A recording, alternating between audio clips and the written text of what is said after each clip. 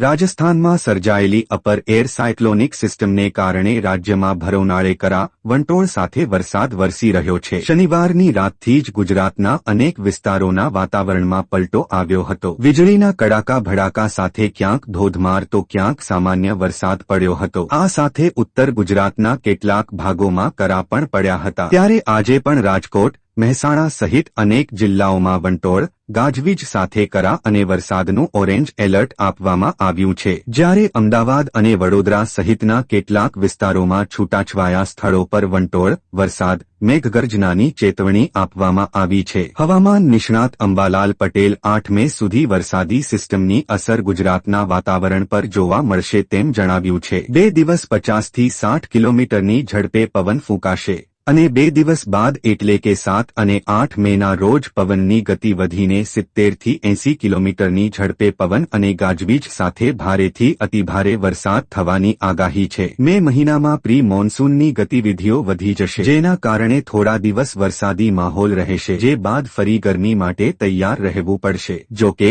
તે પછી ફરી સિસ્ટમ સક્રિય થશે અને વરસાદી માહોલ બનશે। હવામાન નિષ્ણાત અંબાલાલ પટેલનું અનુમાન છે કે મે મહિનામાં અરબી સમુદ્ર અને બંગાળની ખાડીમાં હલચલ વધી જશે અને વાવાઝોડું સક્રિય થવાની શક્યતાઓ છે।